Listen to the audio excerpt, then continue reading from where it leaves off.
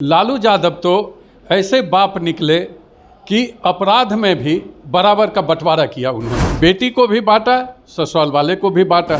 जैसे लग रहा था कि अपना घर का हो दहेज दे रहे हो, तो अपराध की कमाई को उन्होंने दहेज में दिया। तो जिस समय चारा घोटाला हुआ था, क्या बीजेपी की सरकार थी? उस समय की जो सरकार थी उसके मुखिया लालू प्रसाद यादव हुआ करते थे, वो 175 करोड़ से भी ज़्यादा का होगा। फिर लोग जानते हैं कि अपने पैतृक संपत्ति का बाप परिवार में बंटवारा करता है। तो ईडी तो जो भ्रष्टाचार करेंगे उसी के पास जाएगी ना। आप सर, आज लालू यादव की कल जो ईडी है वो संपत्ति अटैच की है, 175 करोड़ की सुनने में आ रहा है, आप उस पर क्या कहेंगे? वो 175 करोड़ से भी ज़्यादा का होगा।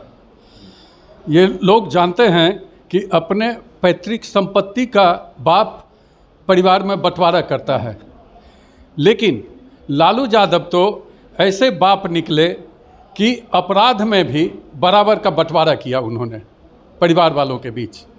बेटे को भी बांटा, बेटियों को भी बांटा। बेटी को भी बांटा, ससुराल वाले को भी बांटा। जैसे लग रहा था कि अपना घर का हो दहेज दे रहे हो, तो अपराध की कमाई को उन्होंने दहेज में दिया उनके ससुराल वालों का। अब तो सारे लोग फंस रहे हैं। और अगर कहते हैं, मैं सुन रहा था कि राजद के लोग कह रहे हैं कि गलत कार्रवाई की गई। तो जिस समय चारा घोटाला हुआ था, क्या बीजेपी की सरकार थी? किसकी सरकार थी?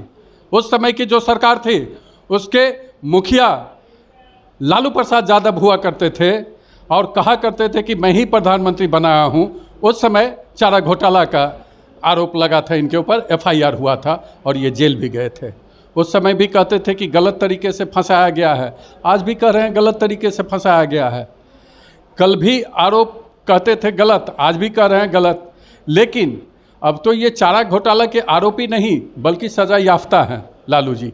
तो अब नहीं कह सकते हैं कि गलत। और मैं दावे के साथ कह रहा हूँ कि ईडी का जो कन्विक्शन रेट है वो 96% कन्विक्शन रेट है। और जिन लोगों का भी नाम आया है, जो भी आरोपी बने हैं, आज आरोपी हैं, कल सजा याफ्ता होंगे। सर, विपक्ष एक आरोप लगाता है कि आप लोग जो है ईडी का दुरुपयोग करते हैं और जितने विपक्षी नेता हैं सिर्फ आप लोग उनको परेशान करने के लिए ईडी को भेजते हैं हर जगह। कभी अरविंद केजरीवाल मनीष सिसोदिया को अरेस्ट कराएंगे, कभी बंगाल जाएंगे, कभी कहीं जाएंगे, कभी केसीआर की बेटी को अरेस्ट कराएंगे। आप लोग के ऊपर बीजेपी विपक्ष ये आरोप लगाता है कि आप लोग पूरी तरह से ईडी का मिसयूज़ कर रहे हैं। सर, इस पे आप क्या कहें?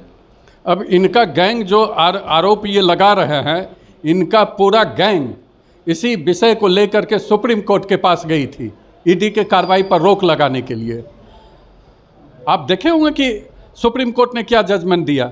सुप्रीम कोर्ट ने कहा कि ईडी की कार्रवाई का बहुत ज़रूरत है और ईडी का जो ट्रैक रिकॉर्ड है, मैं पीछे भी कहा हूँ कि 96% कन्विक्शन रेट है और सैकड़ों करोड़ों की संपत्ति जो गलत तरीके से लोग अर्जित किए थे उसका रिकवरी ईडी ने करवाया है। तो क्या ऐसी संस्था नहीं होनी चाहिए? इन लोगों को के कहने से वैसी संस्था जो भ्रष्टाचार पर रोक लगाती है, भ्रष्टाचारियों को जेल भेजवाती है, वैसे संस्था पर रोक लगनी चाहिए। जनता से जाकर के पूछ लेना। ये पीछे से भी बात करते रहे हैं, उठाते रहे इस विषय को, लेकिन जनता इनके बातों को खारिज करती है। और प्रधानमंत्री नरेंद्र मोदी जो कार्रवाई करते हैं और ईडी जो कार्रवाई करती है, चूँकि ये स्वतंत्र एजेंसी है, किसी के कहने में ये एजेंसी नहीं है। जहाँ सबूत मिलते हैं वहाँ ईडी जाती है। तो जो भ्रष्टाचार किए हैं, चाहे वो केजरीवाल का भ्रष्टाचार हो, केजरीवाल के दो मंत्री आज जेल में हैं। किसने पहुँचाया? उनका भ्रष्टाचार ने जेल में पहुँचाया है। कांग्रेस पार्टी कैसी पार्टी है? उनके शीर्ष नेता बेल पर हैं। तो ये सारे जेल और बेल वाली पार्टियाँ इस तरह का आरोप लगा करके जनता को नहीं बरगला सकती है, क्योंकि जनता सारी चीज़ों को जानती है और उसी के अनुसार जनता फैसला लेती है और नरेंद्र मोदी के साथ खड़ी दिखती है। विपक्ष एक आरोप लगा रहा है कि आप लोग मणिपुर पे शांत थे, उसके बाद जो ईडी और जो सीबीआई है, एक डेटा आया था इंडियन एक्सप्रेस में कुछ महीने पहले कि उसमें 97% जो है वो ईडी और सीबीआई जो भी एजेंसियां हैं वो विपक्ष के नेताओं पे ही रेड मार रही हैं। तो क्या सर विपक्ष आरोप लगाता है क्या बीजेपी का वॉशिंग मशीन एकदम साफ है, जो जाता है धुल जाता है, अजीत पवार गए और भी जो जितने भ्रष्टाचारी हैं, विपक्ष ये कहता है, तो आप इस पे क्या कहिएगा सर?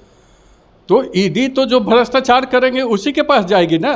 बीजेपी के नेता भ्रष्टाचार करते नहीं हैं, तो बीजेपी के नेता के पास क्यों जाएगा ईडी, सीबीआई और इनकम टैक्स? हाँ, कहीं एक भी उदाहरण दे दे कि जो जिनके ऊपर भ्रष्टाचार का केस हो, जिन लोगों का नाम अभी आपने लिया है, क्या मोदी सरकार ने किसी के ऊपर हुए केस को वापस लिया है? क्या एक भी आदमी के ऊपर जो केस हुआ है उसको वापस नहीं लिया है और न आगे लेगी। अगर साबित होगा तो वो भी जेल जाएंगे। तो ये थे बीजेपी के प्रवक्ता जो सीधे सीधे आरोप लगा रहे हैं कि लालू यादव की जो संपत्ति है जो कि 175 करोड़ से भी ज़्यादा है, इनका आरोप लगाना है कि जो दोषी है उन पे कार्रवाई ज़रूर होगी और भारतीय जनता पार्टी और नरेंद्र मोदी किसी को नहीं बख्शेंगे। आप देख रहे हैं बिहार टॉक और इसी तरह के खबरों के लिए हमारे साथ बने रहिए। ऐसे ही खबरों के लिए जुड़े रहिए बिहार टॉक से। यूट्यूब पर लाइक और सब्सक्राइब करें, बेल आइकन जरूर दबाएं। फेसबुक, ट्विटर और इंस्टा पर फॉलो करें। धन्यवाद।